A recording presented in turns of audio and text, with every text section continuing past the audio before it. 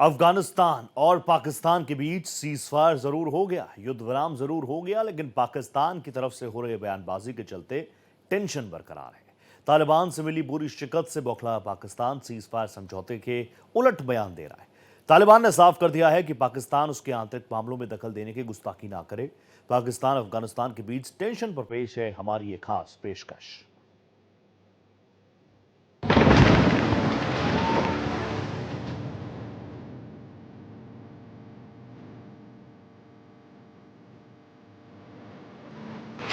एक लाइन पर टिका सीज फायर।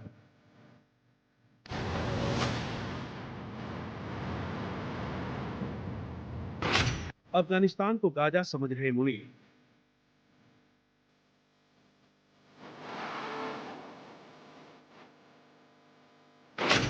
फिलहाल विराम, टेंशन बरकरार।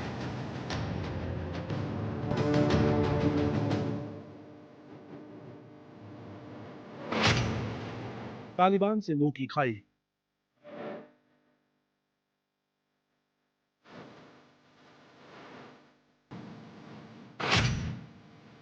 फिर भी पाकिस्तान दे रहा धमकी।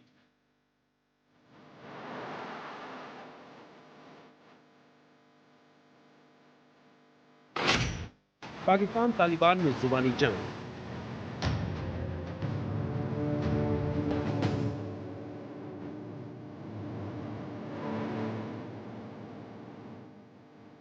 पाकिस्तान अपने आप को इसराइल और अफगानिस्तान को गाजा समझने की भूल कर रहा है।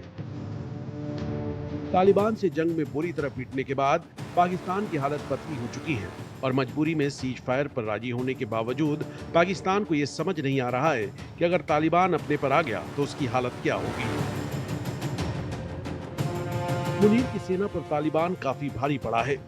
पाकिस्तान अफगानिस्तान के बीच जो बवाल सीमा पर चल रहा था, उसका अंत कतर की राजधानी दोहा में हुए सीज फायर से हुआ।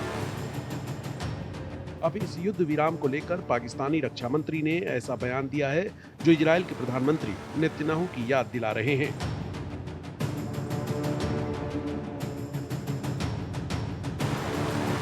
पाकिस्तान और अफगान तालिबान के बीच दोहा वार्ता के दौरान युद्ध विराम पर सहमति बनी, जिसमें कतर और तुर्की ने अहम रोल अदा किया। लेकिन सीज फायर पर बनी सहमति के बावजूद पाकिस्तान फिर से अफगानिस्तान को धोखा देने की तैयारी कर रहा है। पाकिस्तान के रक्षा मंत्री ख्वाजा मोहम्मद आसिफ ने कहा, और उनके देश और अफगानिस्तान के बीच बना नाजुक संघर्ष विराम केवल इस बात पर निर्भर करेगा कि क्या अफगानिस्तान सीमा पार हमले करने वाले सशस्त्र समूहों को रोकता है। ख्वाजा आसिफ दोहा में हुई सीज फायर वार्ता में शामिल होने के लिए पाकिस्तान की ओर से पहुंचे थे और वार्ता के बाद उन्होंने ये बयान दिया। ख्वाजा आसिफ ने एक बार फिर अफगान तालिबान पर तहरीके तालिबान पाकिस्तान टीटीपी को शह देने का आरोप लगाया। उन्होंने कहा कि आतंकी संगठन लंबे समय से पाकिस्तान में हमलों के लिए जिम्मेदार हैं और वो तालिबान की छत्रछाया में पनप रहा है। देखो, जहाँ तक अफगानिस्तान का ताल्लुक है, अफगानिस्तान जो है, गाज़ा जो है, टोटल उसका एरिया जो है 141 स्क्वायर माइल्स है। जहाँ तक अफगानिस्तान का ताल्लुक है, अफगानिस्तान 2,52,000 स्क्वायर माइल से ज़्यादा है। यानी दूसरे लफ्ज़ों में गाज़ा जो है अफगानिस्तान से 0.1% है इलाके में। दूसरा, जहाँ तक इसराइल का ताल्लुक है और पाकिस्तान की आर्मी का ताल्लुक है, इसराइली डिफेंस फोर्सेस जो है बहुत ही ताकतवर हैं, बहुत ही मजबूत है। उनका मोरल, उनका मोटिवेशन, उनकी लीडरशिप, उनकी ट्रेनिंग पाकिस्तान से बहुत बेहतर है। उनके पास जो एयरफोर्स है उनसे बहुत अच्छी है, उनकी इंटेलिजेंस उनसे बहुत अच्छी है, उनके पास जो वेपन सिस्टम्स हैं उनसे बहुत अच्छे हैं और उनको सुपर पावर अमेरिका का सपोर्ट भी मिल रहा है। पाकिस्तान को उसके पास कोई सपोर्ट नहीं है। वो जंग थोपने का इशारा तो कर रहे हैं, लेकिन बहुत बड़ी भूल करेंगे, क्योंकि पिछले 40 साल में अफगानिस्तान ने 2 सुपर पावर्स, पहले सोवियत यूनियन को, फिर अमेरिका और नेटो को हराया है। और पाकिस्तान को साफ तौर पर जानना चाहिए कि इतिहास में पिछले कई हज़ार साल तक सिवाय अलेक्जेंडर को छोड़ के, जो 326 BC में था, कोई भी फॉरेन पावर जो है अफगानिस्तान में सक्सेसफुल नहीं हुआ। और अगर पाकिस्तान समझता है कि वो अफगानिस्तान के ऊपर हामी हो सकता है तो उसकी बहुत ज़बरदस्त भूल है। ख्वाजा हाफिज है, बहुत ज़बरदस्त गलती करेंगे पाकिस्तान अफगानिस्तान के ऊपर हमला करेंगे। पाकिस्तान ने आरोप लगाया कि टीटीपी अफगान तालिबान के साथ मिली भगत में काम कर रहे हैं। इस आरोप को तालिबान ने सिरे से नकार दिया है।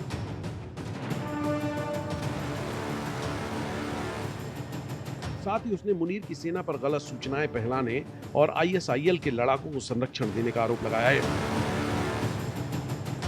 अफगानिस्तान के रक्षा मंत्री मोहम्मद याकूब मुजाहिद ने पाकिस्तान को चिताया है।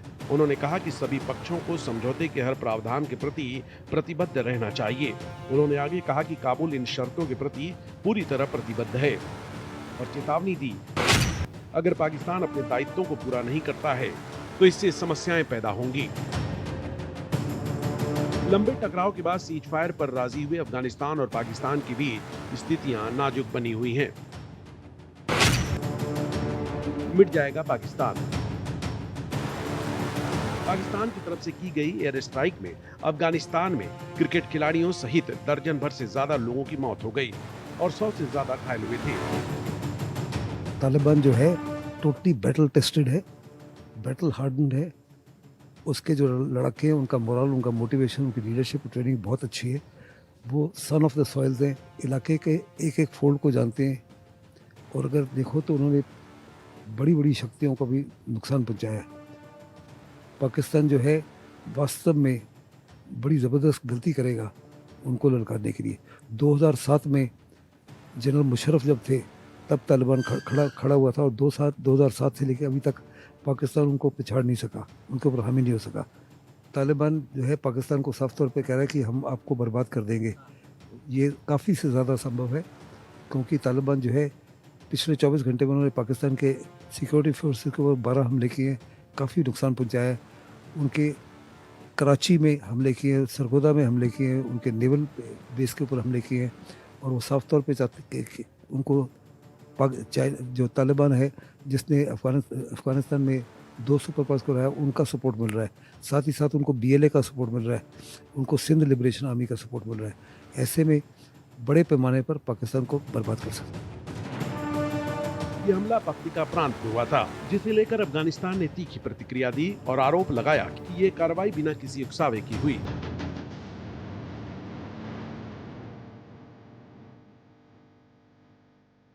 अफगानिस्तान क्रिकेट बोर्ड ACB ने भी इस घटना की पुष्टि की और मारे गए खिलाड़ियों के प्रति शोक व्यक्त किया। पाकिस्तान और अफगानिस्तान के सैनिकों के बीच नॉर्थ वेस्ट सीमा क्षेत्र में झड़पें हुई। पाकिस्तान ने अफगानिस्तान के सैनिकों पर बिना उकसावे के गोलीबारी करने का आरोप लगाया और कहा कि गोलीबारी के बाद जवाबी कार्रवाई की गई। कई दिनों तक चले टकराव के बाद दोनों देशों ने संघर्ष विराम पर सहमति जताई। इसके बाद से अब सीमाई इलाकों में स्थिति फिलहाल शांत बताई जा रही है। अफगानिस्तान और गाजा दोनों की जो सिचुएशन है उसमें बहुत अंतर है। गाजा एक पूरी तरह से एक कंट्रोल्ड एनक्लेव है एंड जहाँ तक अफगानिस्तान का सवाल है उसके अपनी ओपन बॉर्डर है। They share border with Russia, with they share border with China, they share border with Iran and to some extent with India and Pakistan.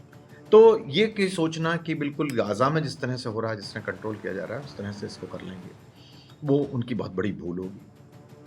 और दूसरा, हमें सबको मालूम है कि अफगानिस्तान में जिस विदेशी ताकत ने भी कंट्रोल करने की कोशिश की है, क्योंकि वहाँ की जो सिचुएशन है, जहाँ के जो माउंटेनियस रीजन है, तो उसमें हर एक सुपर पावर ने मार खाई है। और ये मेरे को, अगर पाकिस्तान इस तरह की गलती करता है तो मेरे ख्याल से इसमें कोई शक नहीं कि उनको उसमें भारी नुकसान उठाना पड़ेगा। इनको करना क्या चाहिए मेरे विचार से, मैं अनसॉलिसिटेड एडवाइस दे रहा हूँ यहाँ पे, कि वो सब जितने भी फैक्शंस है अफगानिस्तान में उन सब के साथ में बैठ के बातचीत करें और जो है अपना जहाँ जो देश में उनका जो डोमेस्टिक टेरर है, जो ISI आर्मी उसको यूज़ करती है, उसको कंट्रोल करें। क्योंकि अल्टीमेटली क्या होता है कि वो सब आपस में मिलते हैं क्योंकि आइडियोलॉजिकली ड्रिवन है वो सारा मामला। तो इसलिए अगर ये पाकिस्तान इस तरह से करेगा तो इसमें कोई सक्सेस मिल सकती है इसको अपनी सिचुएशन कंट्रोल करने में। लेकिन अगर ये गाजा की तरह कोशिश कोई करेंगे तो मेरे ख्याल से बहुत बुरी तरह से मुंह की खाएंगे। हालांकि दोनों देशों के बीच विश्वास की खाई अभी भी बनी हुई है। दरअसल पाकिस्तान युद्ध विराम को तोड़ने की तैयारी कर रहा है। पाकिस्तान के रक्षा मंत्री ख्वाजा आसिफ के ताजा बयान से इसका संकेत मिलता है। तालिबान सेना की चीफ ऑफ स्टाफ ने पाकिस्तान को खुली धमकी देते हुए कहा कि जो अफगानिस्तान पर हमला करता है वो जड़ से मिट जाता है। पाकिस्तानी सेना के हमलों के संबंध में तालिबान सेना के चीफ ऑफ ने जोर देकर कहा कि ये कार्रवाई बिना किसी उकसावे की हुई। अफगानिस्तान क्रिकेट बोर्ड ACB ने भी इस घटना की पुष्टि की और मारे गए खिलाड़ियों के प्रति शोक व्यक्त किया। पाकिस्तानी सेना के हमलों के संबंध में तालिबान सेना के चीफ ऑफ ने जोर देकर कहा कि इस्लामिक अमीरात इस मामले में पीछे नहीं हटेगा। उन्होंने चेतावनी दी कि अफगानिस्तान की धरती पर अतिक्रमण करने वाले किसी भी व्यक्ति को निर्णायक और करारा जवाब मिलेगा। इस बीच तालिबान के रक्षा मंत्री मुल्ला याकूब ने पाकिस्तान को तगड़ा झटका देते हुए कहा कि वो तहरीके तालिबान पाकिस्तान यानी TTP को आतंकवादी संगठन नहीं मानता है। ना बलूचिस्तान में उनका कंट्रोल है, ना खैबर KP जिसको बोलते हैं खैबर पख्तूनिस्तान में कंट्रोल है। वहाँ पर जो वहाँ लोकल मिलिशियाज हैं वो लोग उनको कंट्रोल करते हैं।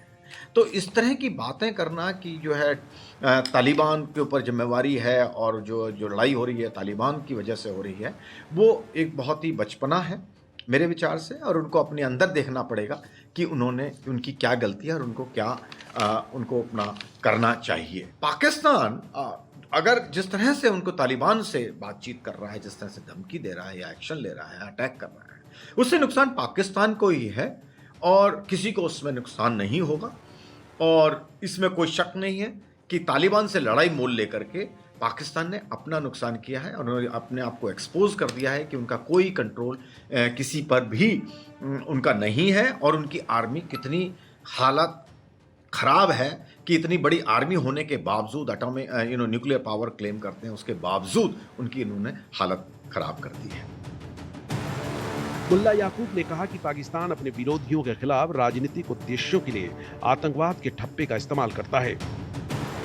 उन्होंने अपना स्टैंड क्लियर करते हुए साफ तौर पर कहा कि अफगान सरकार तहरीके तालिबान पाकिस्तान को आतंकवादी ग्रुप नहीं कहती है। इस लेबल का इस्तेमाल पाकिस्तान सरकार अपने राजनीतिक मकसदों को पूरा करने के लिए करती है और इसका अफगान सरकार से कोई संबंध नहीं है। याकूब ने कहा कि अफगान सरकार की नीति है कि वो किसी भी सशस्त्र समूह का समर्थन नहीं करती, उन्हें अफगानिस्तान में कोई ठिकाना नहीं देती और उनको किसी भी गतिविधि की इजाजत नहीं मिलती है। पाकिस्तान के लिए TTP नासूर, तहरीके तालिबान पाकिस्तान के लिए नासूर बना हुआ है। उसके हमलों से पाकिस्तान पूरी तरह से दहलता रहा है। पाकिस्तानी फौज उसके सामने कमजोर पड़ता नजर आ रहा है। पाकिस्तान TTP से निपटने में पूरी तरह से नाकाम साबित हो रहा है और इसी को छिपाने के लिए वो तालिबान से पंगा ले रहा है। तालिबान ने ऑफ कोर्स धमकी दी है कि अगर पाकिस्तान जो कर रहा है और वो कंटिन्यू करा उन्होंने, तो वो उनको पाकिस्तान को ख़त्म कर देंगे, इंडिया के बॉर्डर तक उनको ले जाएंगे। मेरे ख्याल से इसमें जो है सत्यता कम है। अफगानिस्तान की आर्मी में इतनी कैपेसिटी नहीं है, ना ही वो सस्टेन कर सकते हैं इतनी लंबी समय की लड़ाई, ना ही लॉजिस्टिकली प्रैक्टिकल है उनके लिए। लेकिन वहाँ तालिबान में जो कैपेसिटी है वो ये है कि वो TTP और इस तरह के जो और ग्रुप्स हैं उनको बढ़ावा दे सकते हैं और वो रेगुलर थ्रेट पाकिस्तान के लिए बने रहेंगे। और जो पाकिस्तान, और वो बहुत अच्छी तरह से कर भी रहे हैं, जैसे मैंने पहले कहा कि बलूचिस्तान KP उसमें एरिया में कोई उनका कंट्रोल नहीं है और वो बड़े आराम से उसको जो है फिर से अगर उन्होंने किया तो आराम से बिना वेरी लो कॉस्ट पर वो उसको कंटिन्यू कर सकते हैं और पूरी तरह पाकिस्तान को पूरी तरह से स्टेबल और पूरी तरह से उसको एक्सपोज करेंगे वो उसको। क्योंकि TTP अल्टीमेटली हमें सबको मालूम है कि वो जो है आइडियोलॉजिकल शेयर करते हैं, दोनों मानते हैं कि डुरंड लाइन जो है नकली है और वो पख्तून्स को, पठानों को, पश्तून को, उनको अलग करती है। तो ये बात में तालिबान भी बोलती है, तारीक तालिबान भी यही बात बोलता है, तारीक तालिबान और पाकिस्तान भी यही बात बोलती है। तो मेरे विचार इसमें जो लगता है मुझे, पाकिस्तान की जो ये थी स्ट्रेटेजिक डेप्थ प्री 2014 वाली बात थी कि 2014 तक उन्होंने जो रखा था वो किया था, वो उनकी अब वो खत्म हो चुकी है। तो पाकिस्तान को, पाकिस्तान की आर्मी को आई थिंक स्ट्रेटजी बदलनी पड़ेगी और दोबारा से सोचना पड़ेगा कि उनके अफगानिस्तान से लड़ाई करके और उनको फायदा नहीं है, क्योंकि टीटीपी और स्ट्रांग होगी। अगर पाकिस्तान का ये एटीट्यूड रहा तो they have to change there. दरअसल टीटीपी के बैनर तले हाफिज गुल बहादुर समूह का फिर से सक्रिय होना अफगानिस्तान सीमा पर पाकिस्तान का संकट बढ़ाएगा। माना जाता है कि उत्तरी वजीरिस्तान में लंबे समय से सक्रिय हाफिज गुल बहादुर गुट की गहरी सैन्य जड़ें हैं, जो हमलों की नई लहर को बढ़ावा दे रही हैं। पाकिस्तान की ओर से बार बार तालिबान पर इन गुटों को पनाह देने का आरोप लगाया जा रहा है। टीटीपी की ताकत लगातार बढ़ रही है और वो आधुनिक हथियारों का भी इस्तेमाल कर रहा है। टीटीपी का vehicle borne improvised explosive device VBIED का इस्तेमाल हाई इफेक्ट और हाईली डिस्ट्रक्टिव है। ये सुरक्षा बलों को घेरने और जमीन पर कब्जा करने के बजाय उनका मनोबल गिराने के लिए डिजाइन किए गए हैं। ये समूह की पिछली विद्रोही रणनीतियों से अलग है।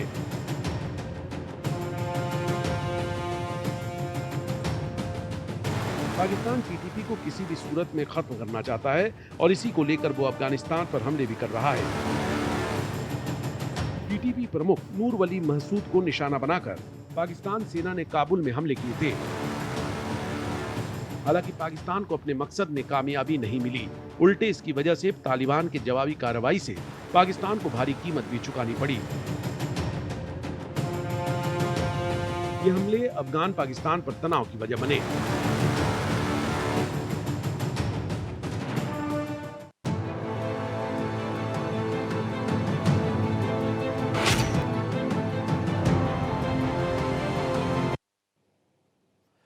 भारत ने गुटनिरपेक्ष आंदोलन यानी NAM के सदस्य देशों से आतंकवाद को कतई बर्दाश्त नहीं करने का आह्वान किया।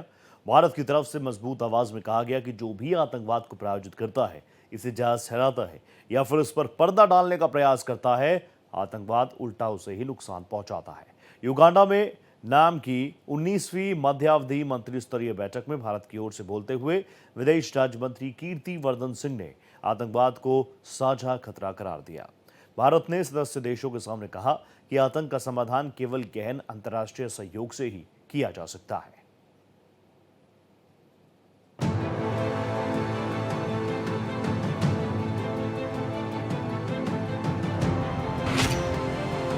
गुटनिरपेक्ष आंदोलन की बैठक।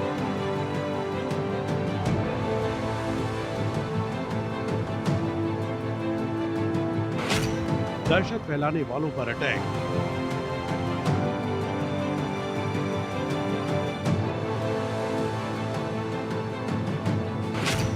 भारत का युगांडा से कड़ा संदेश।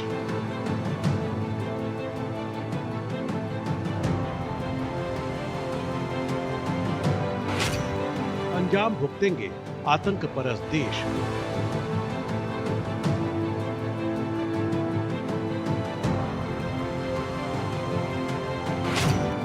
आतंकियों को बनाया गया नायक।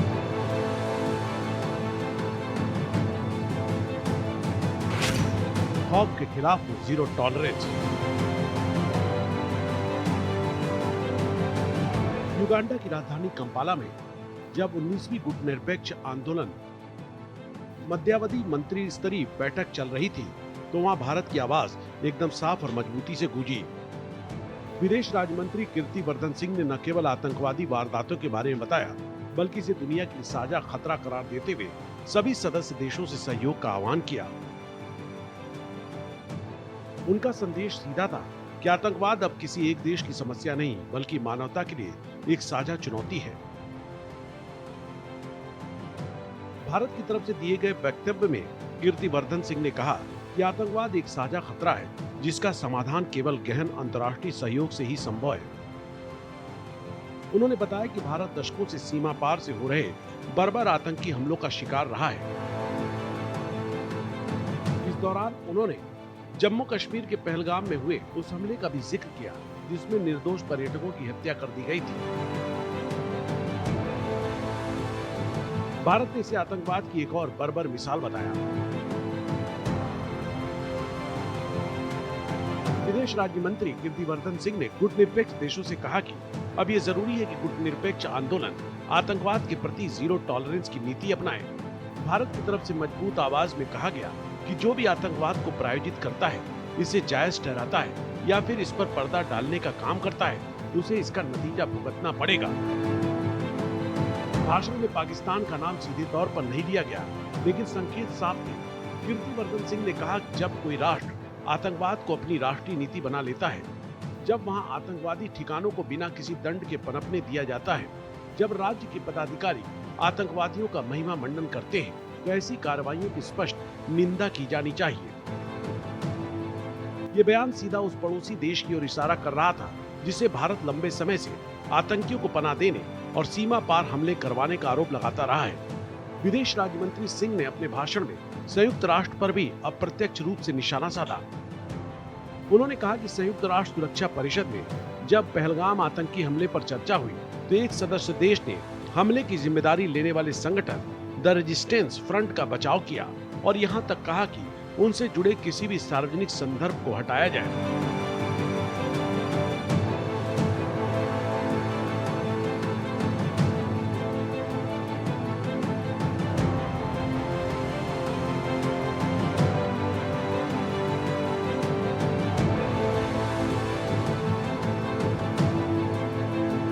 कीर्तिवर्धन सिंह ने इसे बेहद खेदजनक और चिंताजनक बताया और कहा कि दुर्भाग्य से एक और सदस्य देश उस देश की कार्रवाई का भी बचाव करता है। बता दें, पहलगाम हमले के बाद भारत ने मई 2025 में सटीक जवाबी कार्रवाई की। भारतीय सशस्त्र बलों ने पाकिस्तान और पाकिस्तान अधिकृत कश्मीर में मौजूद आतंकी ढांचों पर प्रिसीजन स्ट्राइक की। इसके बाद पाकिस्तानी आक्रमण की कोशिशों को भी भारत ने प्रभावी ढंग से विफल कर दिया और उसके कुछ हवाई ठिकानों पर बमबारी की। इन कार्रवाइयों के बाद दोनों देशों के डीजीएमओ के बीच बातचीत हुई और ये तय हुआ कि सीमा पर शत्रुता समाप्त की जाएगी।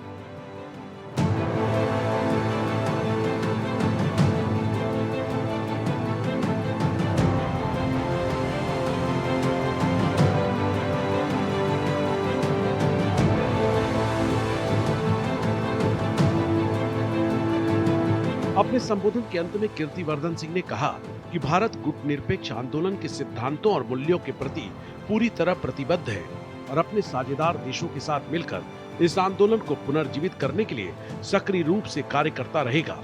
उन्होंने युगांडा सरकार और वहां के लोगों के आतिथ्य के लिए धन्यवाद दिया और कहा कि हम एक ऐसे भविष्य की आशा करते हैं जहां वैश्विक समृद्धि के लिए सहयोग और गहरा किया जा सके। बता दें, गुटनिरपेक्ष आंदोलन तीसरे विश्व के देशों की एक अंतर्राष्ट्रीय संस्था है। भारत के पहले प्रधानमंत्री जवाहरलाल नेहरू और मिस्र के पूर्व राष्ट्रपति गमाल अब्दुल नासिर और यूगोस्लाविया के राष्ट्रपति टीटो ने मिलकर इसकी शुरुआत की। 1961 में इसका गठन हुआ। वही पहली बैठक की अध्यक्षता भारत ने की। इस संस्था का उद्देश्य है कि विश्व महाशक्तियों का न विरोध करेगा न सहयोग।